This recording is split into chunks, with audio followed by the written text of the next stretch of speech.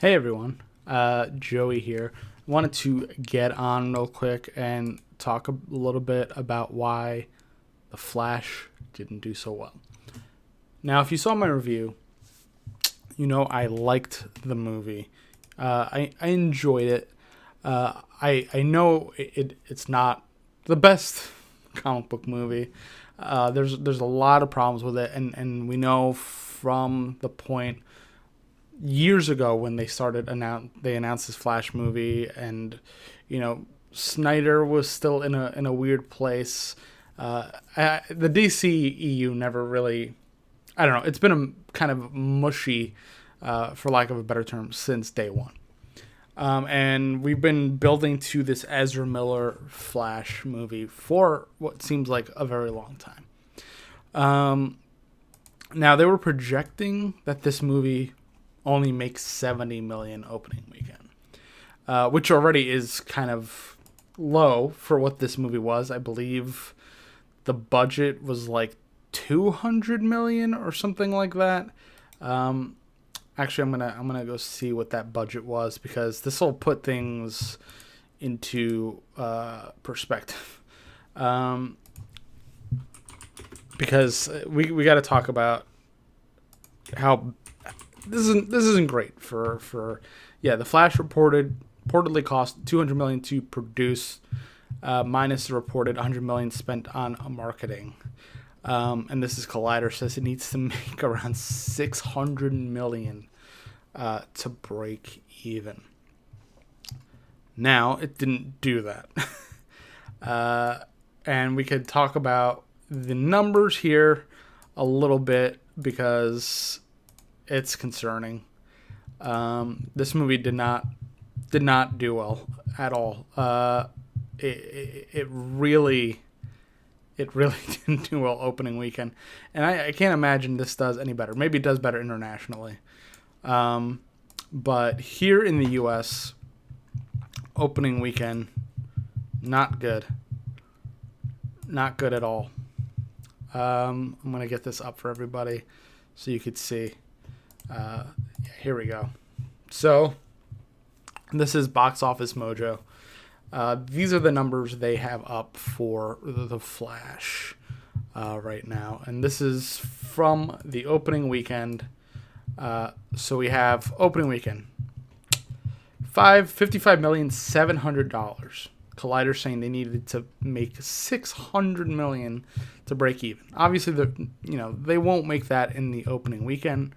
Maybe they'll make that, over a couple of weeks, couple months, maybe with Blu-ray sales, streaming, all that stuff.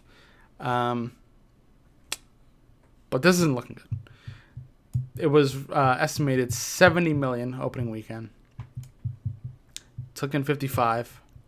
Domestic up till now, I guess, is 64. International 75. So worldwide, it made 138 million.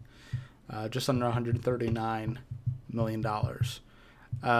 So not good. Now, what does that mean? It means The Flash and Aquaman, which is still coming out, and Blue Beetle. These are kind of the end of the road. I know Blue Beetle is going to be the first DCU character in the James Gunn kind of universe reboot. And something that happens in The Flash, I'm not going to do any Flash spoilers here. But, it kind of lets you know what is going on next a little bit without saying too much. And now we have Aquaman, which is really the last movie, Aquaman 2, the last movie in the DCU. And there's been, just like with The Flash, there's been a lot of reshoots. Obviously, stuff happened with Amber Heard, and, she's Mira in The Flash. In Aquaman. And so these movies have had a lot of issues. And there's all the stuff happening with Ezra Miller over the last couple of years that I think hurt this movie. I don't know if maybe people didn't care about this version of The Flash enough. We didn't really see him a whole lot. I think the most you see him is in Justice League in the Snyder Cut. He's not super present in the Joss Whedon version. You don't really get to know this Barry Allen. There's no reason for you to care about this version of Barry Allen, especially when people have been with Grant Gustin for the last almost decade on the CW show. And also, Ezra Miller's version of Barry Allen is very different from the Grant Gustin and a lot of the other versions of Barry Allen people have grown up with and are familiar with. So, all the Ezra Miller issues, dragging this thing out over years, the end of the DCEU, like we already know the slate coming up. We know Henry Cavill's not coming back. We know, like, pretty much, it's unclear who is and who isn't. We don't know if Gal Gadot's coming back. We don't really know if Aquaman's coming back. Jason Momoa. It's unclear. I think people are there is a little bit of fatigue, I think. But also I think people are kind of letting off the brakes with the DCEU. It's over. It's like kind of dying in an alley. Shazam didn't do super well. Black Adam at this point is doing better than all of them, and I personally did not like Black Adam. I thought it was not a great movie. People were liking it to a lot of the 90s action kind of movies, which it was, but it felt kind of hollow to me. And if you're familiar with the channel, I'm very forgiving and I kind of take things as they are, but I could barely get through that one, honestly. So the last couple DC movies have just been not great. Very lukewarm. Shazam came and went with a blink. Also Zachary Levi has like saying weird stuff on social media, so people are sour to him a little bit. And then you have Ezra Miller. And the big pull with this was going to be, with The Flash, it was going to be Michael Keaton. Everybody loves Michael Keaton. People love Tim Burton Batman. And even that didn't seem to be enough to get people in the theater for this movie. And then you have, people think that, all these conversations about movies and, all these kind of, and film Twitter and all these things happen in kind of a void. And your average moviegoer doesn't see that. But I think your average moviegoer is way more keyed in than people think. Like, maybe your grandmother or your great aunt might not know what Ezra Miller did. Or what's going on with the DCEU, and they just know The Flash. They know Batman's in this. Maybe. But I think a lot of people, most people are on social media these days. They see things, and maybe they like them, or maybe they don't. And maybe they look into things further, or maybe they don't. But even if you're not on film Twitter, or you're not like heavily involved in these conversations, I think you're tangentially aware of what's happening with these movies and some of the leads in them. And, they've talked about Ezra Miller on, Access Hollywood and Entertainment Tonight. Like, they've been, they've had their stories out there in the public eye. And even if you are kind of just tangentially, mildly aware, I think you know what's going on. And that might have played a big part in people saying, no thanks, this doesn't look like my thing. Even with Michael Keaton there. But maybe Michael Keaton doesn't have the kind of star power anymore to get people to the theater. I mean, he's up there. He's 7 years old playing Batman. And the conversation is a little weird around the CGI in this movie. That was one of my big criticisms. That's a big criticism of everybody. There's some points where it's just way uncanny and takes you out a little bit. Again, that stuff doesn't really bother me as much as it does other people. But even for me, I was like, ugh. This looks a little weird, and that's probably due to the large amount of reshoots this movie had. I think it was originally supposed to be the beginning of Crisis on Infinite Earths, but we know that's not happening anymore, and this movie's been happening for years. So it definitely was a victim of a lot of change and a lot of uncertainty and a lot of problems and COVID and all that stuff. So... and it suffered for that. But we are getting Andy Muschietti, who directed The Flash. He is going to be doing the Batman Brave and the Bold movie. He's officially the director of that. So DC and James Gunn have confidence in him as a director. and what he can do. And honestly, I don't attribute the issues that this movie might have to Muschietti. He's a good director.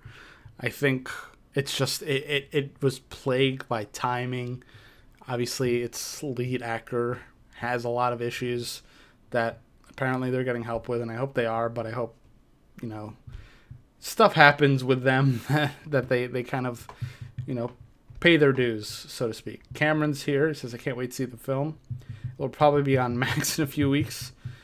He will get kicked off Batman Brave and the Bold after the box office. I don't know.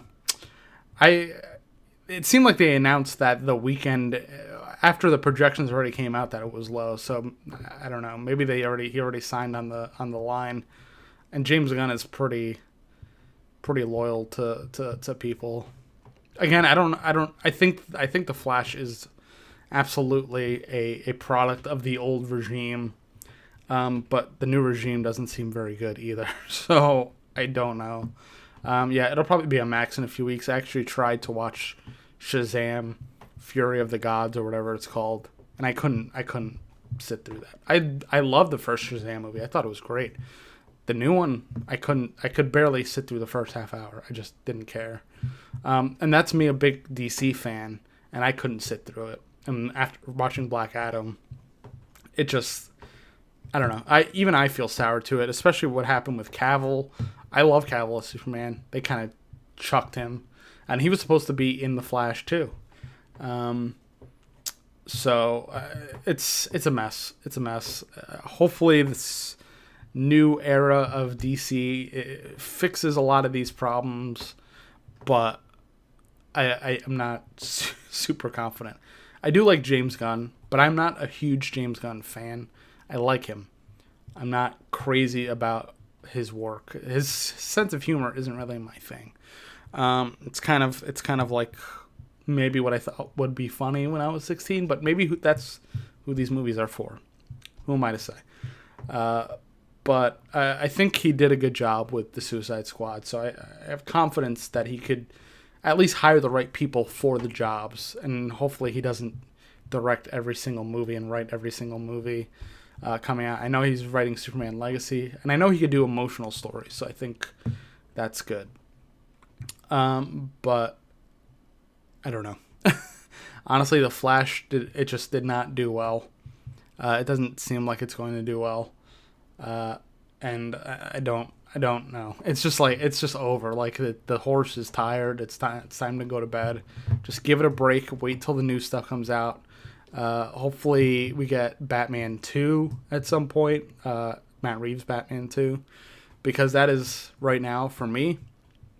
That is the only kind of shining light in the DC movie universe right now.